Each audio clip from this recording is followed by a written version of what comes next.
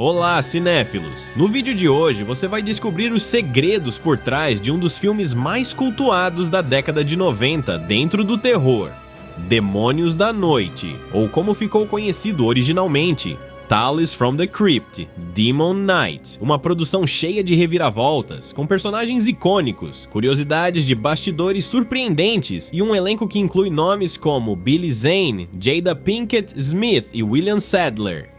Você vai conhecer desde as escolhas de direção que marcaram a produção, até as mudanças de roteiro que quase transformaram o filme em algo completamente diferente. Então prepare-se, porque a jornada por esse clássico sangrento e divertido do terror está só começando. Lançado em 1995, o longa foi dirigido por Ernest R. Dickerson, cineasta que já vinha de trabalhos fortes como diretor de fotografia em filmes de Spike Lee e que trazia um olhar diferenciado para o gênero. Uma das curiosidades mais interessantes é que Demônios da Noite foi o primeiro longa-metragem oficial da marca Contos da Cripta, série de TV que se tornou um verdadeiro fenômeno entre os fãs de terror nos anos 90. A ideia inicial dos produtores era criar uma trilogia de filmes independentes, todos ligados ao universo de Tales from the Crypt, e esse foi o escolhido para abrir a sequência. O roteiro de Demon Knight teve um caminho curioso. Ele já circulava em Hollywood desde os anos 80, antes mesmo de ser associado à franquia. A história foi escrita por Ethan Raife e Cyrus Voorhees, e durante anos passou de estúdio em estúdio até finalmente encontrar o espaço perfeito dentro da linha dos Contos da Cripta. Inclusive, há relatos de que, por pouco, ele não acabou sendo filmado por outros diretores com uma pegada mais voltada para a ficção científica, em vez de terror sobrenatural. Foi a decisão de associar o projeto à marca da HBO que deu o tom mais violento, sarcástico e recheado de humor negro. No elenco temos destaques que marcaram a produção. William Sadler, que interpreta Frank Breaker, já era conhecido dos fãs da série Contos da Cripta, pois havia aparecido em episódios como o icônico The Man Who Was Dead. A escolha dele não foi por acaso, já que os produtores acreditavam que Sadler tinha o carisma certo para carregar a história e ser o contraponto ideal para o vilão interpretado por Billy Zane. Aliás, a performance de Zane como o misterioso Collector é um dos pontos altos do filme. O ator abraçou a proposta com tanto entusiasmo que improvisou diversas falas e gestos durante as filmagens, criando um vilão ao mesmo tempo carismático e ameaçador. Outra curiosidade está na escalação de Jada Pinkett Smith. Na época, ela ainda não tinha alcançado a fama que conquistaria anos depois em Matrix Reloaded e Matrix Revolutions, mas sua atuação em Demon Knight foi uma das primeiras a mostrar seu potencial de estrela. O mais interessante é que a personagem Jerry Lynn originalmente não seria uma mulher, mas sim um homem branco chamado Jerry.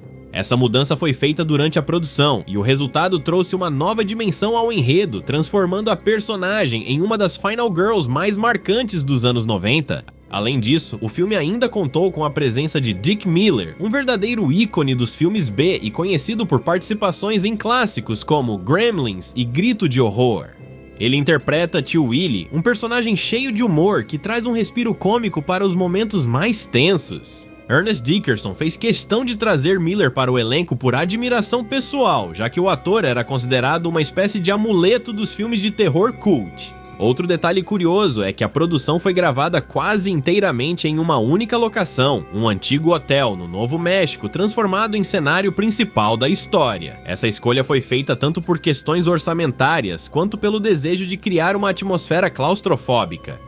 O local acabou se tornando um personagem à parte, reforçando o clima de isolamento e desespero diante da ameaça dos demônios. O longa também não economizou nos efeitos práticos. Ao contrário do que se popularizou alguns anos depois com a ascensão do CGI, Demon Knight apostou em criaturas feitas com maquiagem, próteses e animatrônicos. A equipe de efeitos especiais trabalhou intensamente para criar demônios grotescos e cenas de violência gráfica que impressionam até hoje. Essa decisão ajudou o filme a conquistar o público fã do terror gore, que sempre valorizou produções com efeitos físicos bem executados. E por falar em público, o filme conseguiu criar uma legião de fãs fiéis, mesmo não tendo sido um grande sucesso de bilheteria em seu lançamento. Na época, arrecadou pouco mais de 21 milhões de dólares mundialmente, contra um orçamento de cerca de 12 milhões. Não foi considerado um fracasso, mas também não atingiu o status de blockbuster. No entanto, com o tempo foi redescoberto em VHS e posteriormente em DVD, se tornando um clássico cult do terror dos anos 90, especialmente pelo tom exagerado e divertido. Outro aspecto que chama atenção em Demônios da Noite é como ele mistura gêneros de maneira equilibrada. Apesar de ser essencialmente um filme de terror sobrenatural, ele flerta o tempo todo com a ação, o suspense e até a comédia.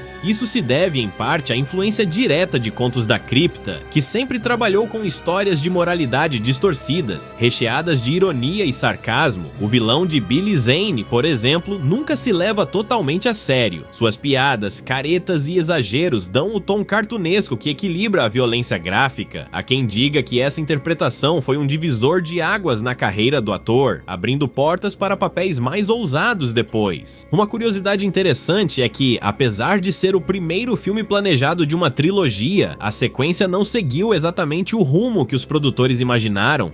Depois de Demônios da Noite, veio Bordel de Sangue de 1996, que inclusive tem um vídeo desse filme no nosso canal. Estrelado por Dennis Miller e Corey Feldman, o filme não conseguiu repetir a recepção positiva do anterior. O terceiro longa da trilogia planejada, chamado Ritual, só foi lançado em 2002 e já sem a mesma força da marca.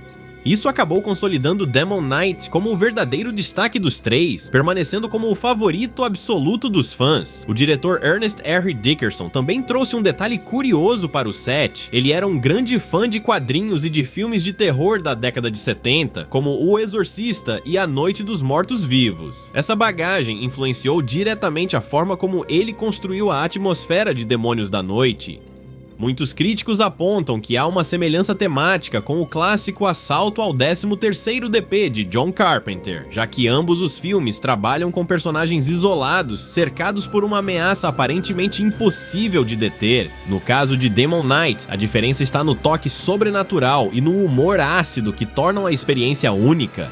Outra curiosidade é que o papel de Jerry Leaney quase foi interpretado por outras atrizes antes de chegar às mãos de Jada Pinkett Smith. O estúdio cogitou nomes como Halle Berry, que já estava em ascensão na época, mas a química de Jada nos testes a fez conquistar o papel. Sua personagem acaba sendo fundamental na narrativa porque representa a resistência e a coragem, e muitos fãs consideram sua performance um dos pontos mais fortes do filme. O filme também conta com a participação icônica de John Kassir como a voz do Guardião da Cripta.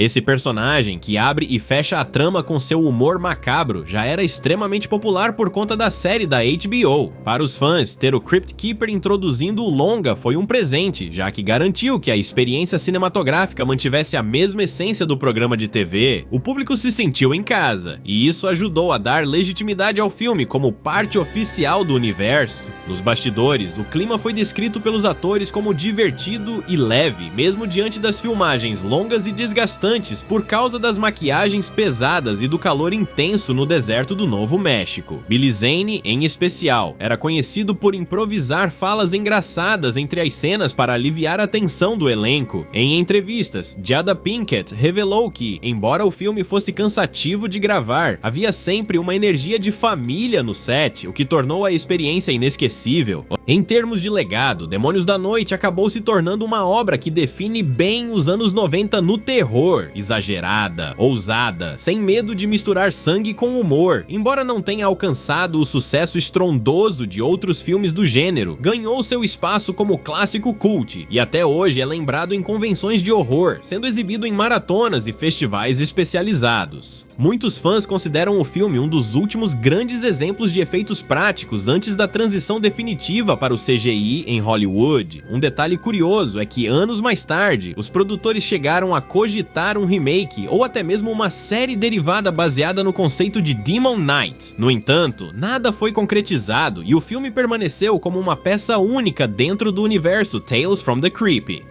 Para os colecionadores, as edições em DVD e Blu-ray lançadas posteriormente se tornaram itens de valor, especialmente porque trazem entrevistas e documentários que revelam ainda mais dos bastidores. No fim das contas, Demônios da Noite conquistou seu espaço porque conseguiu algo raro: unir uma narrativa envolvente, personagens marcantes e uma atmosfera que equilibra perfeitamente o grotesco com o divertido.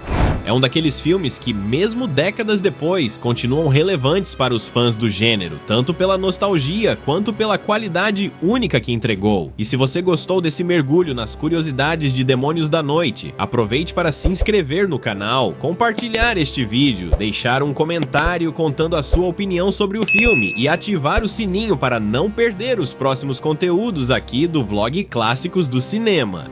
Afinal, ainda temos muitas histórias sombrias e fascinantes para revisitar juntos. Até a próxima sessão!